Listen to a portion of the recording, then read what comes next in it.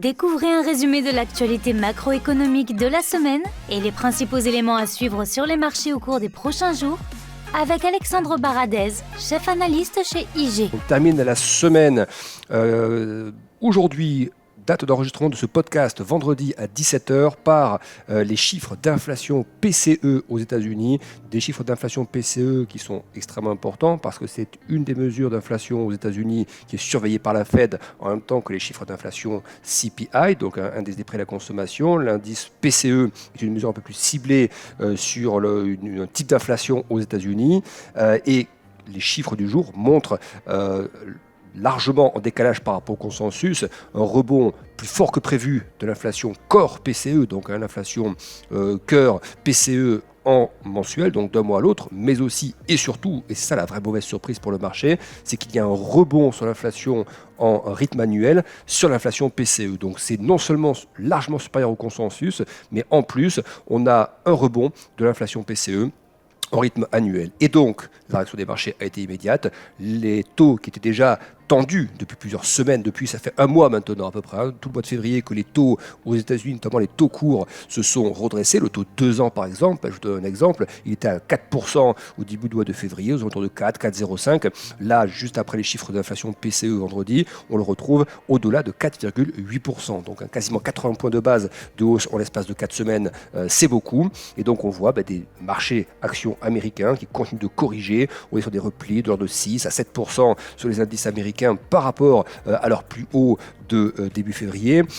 Et donc on voit là tout l'effet de ces taux qui se redressent sur les marchés actions. Et donc ça va dans le scénario qu'on dessinait depuis quelques semaines, à savoir des marchés qui étaient potentiellement un peu trop confiants sur l'idée que la Fed arrêterait assez tôt de relever ses taux, sur l'idée que la Fed pouvait même pouvait baisser ses taux d'ici la fin de l'année. Ça, c'est un scénario qui est complètement écarté aujourd'hui. Et donc les marchés doivent réajuster les anticipations. Ils avaient déjà bien réajusté ces derniers jours, mais là les chiffres d'inflation viennent confirmer ce pourquoi les taux se redressaient et pourquoi aussi les anticipations de relèvement de taux. Désormais, les marchés intègrent 3 hausses de taux supplémentaires de la part de la Fed, ou en tout cas des hausses de taux à chaque prochaine réunion. Prochaine réunion, c'est en mars. La réunion d'après, c'est au mois de mai. Et la réunion suivante, au mois de juin. Donc là, les marchés pressent des redressements de taux jusqu'en juin. Donc on voit qu'il y a un redressement des anticipations qui s'opère. Et souvenez-vous, on critiquait il y a quelques semaines Jérôme Powell qui n'avait pas voulu repousser les anticipations de marché. Jérôme Powell considérait il avait expliqué que pour lui, il considérait que les marchés se trompaient, que en gros l'inflation mettrait plus de temps à revenir à la cible et qu'il n'y aurait probablement pas de baisse de taux d'ici la fin de l'année. Mais il avait dit, je ne veux pas repousser les anticipations de marché. En gros, les marchés, eux, pensaient que c'était encore possible il y a quelques semaines. Et donc, le fait qu'il ait dit ça, bien, les marchés avaient continué à rebondir parce que leur impression première n'avait pas été combattue par Jérôme Powell. Et finalement, on voit quoi ? On voit que ce sont les données économiques, en fait, qui viennent combattre ces anticipations de marché qui étaient, il y a à peu près un mois, beaucoup trop optimistes sur le rythme de la Fed. Ces dernières données, on les connaît. C'était les ventes au détail bien plus fortes qu'attendues, des chiffres, des rapports sur l'emploi bien plus costauds que prévu. Là, aujourd'hui, donc, ces chiffres d'inflation. Déjà, il y a quelques jours, on avait vu que les chiffres d'inflation CPI, donc un CPI, IPC en français, donc indice des prix à la consommation aux États-Unis, avait du mal à baisser. Il y avait des ralentissements en rythme annuel de seulement 0,1% par rapport au mois précédent, et puis un redressement aussi sur la partie mensuelle. Et donc on disait, voilà, c'est une inflation qui est quand même très collante, on l'a vu dans les services, une inflation qu'on a du mal à extraire des services, qui est encore plus de 7% dans les services, et donc les chiffres d'inflation PCE du jour viennent remettre une pièce dans cette idée que l'inflation, effectivement, mettra plus de temps que prévu à rallier les 2%. C'est pas forcément un jugement définitif, simplement c'est en termes d'éléments de calendrier, on voit que les scénarios de marché établis il y a encore quelques semaines sont balayés. Et c'est ce qui fait d'ailleurs qu'on a ces corrections sur les marchés américains, je vous le disais, 6 à 7%, que ce soit le Dow Jones, le Nasdaq ou le S&P, même le Russell 2000, on a des retracements d'indices qui sont assez impressionnants.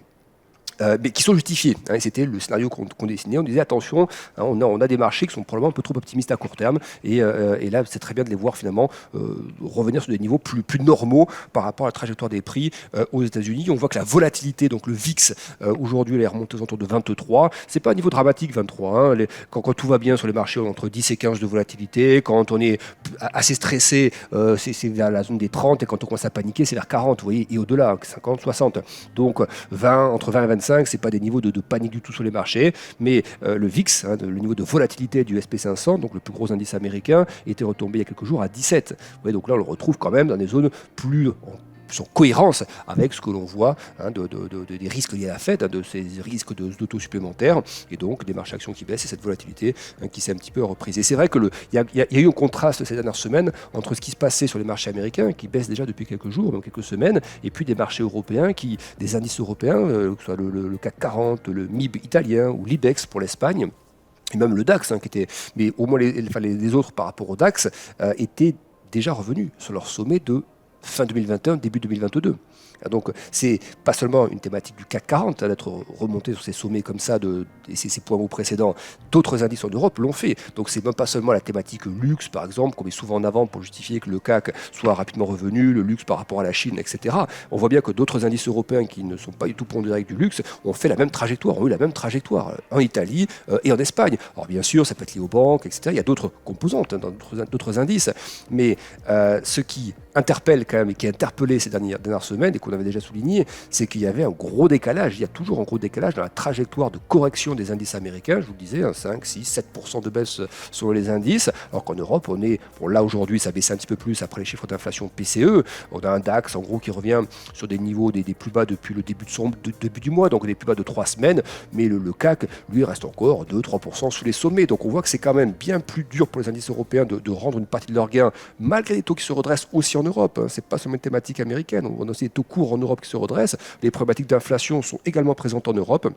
On voit quand même une résilience qui était plus forte de la part des indices européens ces derniers temps, et effectivement c'est un constat qu'on peut faire. C'est pas l'analyse que nous faisions. Nous pensions que les marchés européens avaient de quoi rendre facilement des 5, 6, 7, même 8% par rapport à leur point haut. Pour l'instant on se contente de 2-3% de correction, ce qui est assez faible. On se parle au-delà de 7000 points, même de la zone des 7200 points. Nous, l'idée que nous avions, c'est que ces marchés pouvaient retracer dans des zones inférieures à 7000, plutôt vers 6008, 6007, où se trouvaient dans ces niveaux techniques. On verra, peut-être que ça se fera à un moment donné, mais à ce stade, il y a quand même, et ça on ne peut pas le nier, une forte résistance et une résilience des indices européens. Et même quand on compare par rapport à la Chine, vous regardez des indices qui ont, comme le Hang Seng, j'en parle souvent, mais qui est composé de toutes les grosses valeurs chinoises qui cotent à Hong Kong. Le Hang Seng, il a perdu plus de 10% depuis son sommet récent de janvier. Donc voilà, c'est vraiment l'Europe qui a une caractéristique de résilience qu'on ne peut pas nier ces derniers jours, même si là, en fin de semaine, ça lâche un petit peu de l'Est, ce qui est quand même assez logique malgré tout finalement, parce qu'on peut avoir 10% d'écart entre l'Europe et les États-Unis en termes de performance. Ce serait à ce moment-là un peu injustifié, complètement injustifié. Donc là, tant mieux que l'Europe lâche un petit peu en cette fin de semaine. C'est plutôt sain d'un point de vue de la consolidation en fait, qu'on observe un petit peu, mais qui s'accélère un petit peu là sur la partie européenne en cette fin de semaine. On a également eu, qu'est-ce qui a rendu cette semaine aussi assez hawkish en termes de taux, de redressement de taux et de correction des indices. On a également eu des chiffres révisés pour le 4e trimestre aux États-Unis sur l'inflation PCE justement. On a été sur des mesures de 3,9%, la deuxième estimation, donc comme le PIB, il y a une deuxième estimation, bien là pour l'inflation PCE au 4e trimestre aux États-Unis, c'est passé de 3,9 à 4,3%, donc une grosse révision haussière aussi de l'inflation aux États-Unis au 4e trimestre. Ça a contribué donc à ce sentiment un peu plus volatile sur les marchés américains. On voit également les anticipations d'inflation via les swaps d'inflation 5 ans dans 5 ans. Et puis on voit que les anticipations d'inflation en zone euro sont dressées à plus de 2,45-46%. C'est des niveaux qu'on n'avait pas vus depuis plusieurs mois. Et donc ça traduit bien que le marché à un moment donné considère qu'effectivement l'inflation file et que potentiellement les banquiers centraux sont peut-être un petit peu en retard, et du coup comme ils considèrent qu'ils sont en retard, après ils sont obligés de rajuster les niveaux de taux, considérant que les banquiers centraux vont rattraper un peu leur retard. Voilà, donc à un moment donné les anticipations d'inflation baisseront à nouveau, mais vous voyez ces anticipations d'inflation qui s'écartent de la zone des 2%, à 2,46 on n'est pas à 2%, et bien c'est du pain encore sur la planche pour la Banque Centrale Européenne, et c'est pour ça d'ailleurs qu'une de ses membres, Isabelle Schnabel, avait expliqué il y a quelques jours qu'il fallait être vigilant à tout ça, que les salaires avaient quand même une trajectoire qui permettait de soutenir l'inflation, et c'est pour ça qu'on s'était étonné des propos cette semaine de Villeroy de Galhau, au gouverneur de la Banque de France, pour qui, en gros, les marchés avaient un petit peu surréagi par rapport à ces derniers chiffres-là. Il semble très clairement, quand on voit les chiffres américains de cette fin de semaine et les dernières statistiques que l'on ait sur la partie inflation ou autre, il semble très très clair que les colombes, à ce stade, leurs propos ne sont pas justifiés.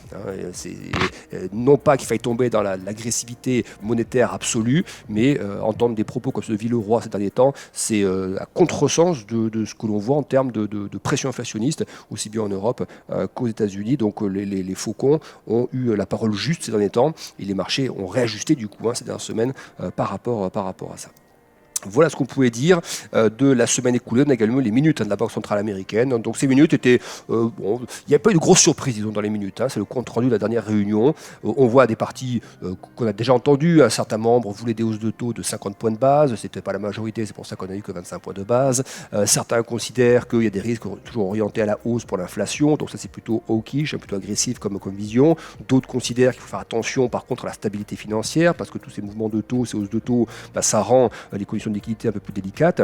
Donc on voit que certains commencent à s'inquiéter un petit peu de ça. Certains parlent toujours d'un risque de récession aux États-Unis. Disons que c'était assez mitigé comme minute. On ne peut pas dire qu'il y a une tonalité particulière qui soit ressortie. C'était toujours orienté vers de la normalisation, une baisse du bilan ou autre. Mais certains faisaient état quand même de risques de faiblesse, notamment liés à la structure du marché et au risque un petit peu de liquidité dans ce contexte de normalisation. Voilà ce que nous pouvions dire pour la synthèse de la semaine. La semaine prochaine, nous suivrons lundi les commandes de biens durables aux États-Unis. Mardi, nous aurons les ventes au détail, donc la consommation en Allemagne, un élément important par rapport à cette période toujours liée à la géopolitique aussi, voir quel impact ça continue de produire sur les économies européennes, même si l'énergie est largement retombée. Il y a quand même une énergie qui n'est pas revenue sur des prix totalement normaux en Europe. Donc voir comment ça se traduit, cette inflation forte en Allemagne, toujours à plus de 9%, voir comment cela impacte ou pas le consommateur allemand. Donc on verra ça avec ces chiffres de vente au détail. On aura également des chiffres sur la croissance française, donc mardi après-midi, des indices d'activité régionaux, PMI de Chicago notamment, et puis l'indice manufacturier de la fête de Richmond, donc des indices avancés à surveiller sur l'économie américaine. Mercredi, c'est autour des PMI en Chine. Ça va être important, les PMI en Chine, parce que les marchés attendent des chiffres qui confirment la réouverture, qui confirment que l'économie chinoise va mieux par rapport à cette réouverture et post-confinement. Et les derniers chiffres que nous avons eus, c'était sur les PMI, donc, montraient que le PMI manufacturier était toujours à l'équilibre entre la contraction et l'expansion, donc un PMI toujours assez fragile, alors que le PMI service, lui, montrait une activité qui avait repris un peu plus dynamiquement dans les services. Donc on verra si les chiffres-là viennent accélérer un peu le sentiment et l'activité, s'il montre qu'il y a une activité qui accélère dans la partie manufacturière notamment, et aussi toujours dans la partie service. Donc intéressant de voir ça, notamment justement par rapport à tout ce que les marchés aussi ont déjà beaucoup pricé sur la Chine, ces rebonds, cette réouverture, etc. Voir si les chiffres viennent un petit peu conforter ce que les marchés actions, notamment en Europe, ont déjà bien joué depuis plusieurs mois en termes de scénario de réouverture sur la Chine. Mercredi après-midi, ISM manufacturier, grosse donnée ça, pour l'activité manufacturière aux États-Unis, donc ISM manufacturier donc mercredi après-midi. Jeudi, ce sera les prochaines publications des chiffres d'inflation en zone euro, donc évidemment important pour la BCE. Et vendredi, on terminera par l'ISM dans les services, cette fois-ci aux États-Unis, ainsi que les chiffres sur la balance commerciale allemande. Encore merci de nous avoir écoutés. Bon trade et bon week-end avec IG.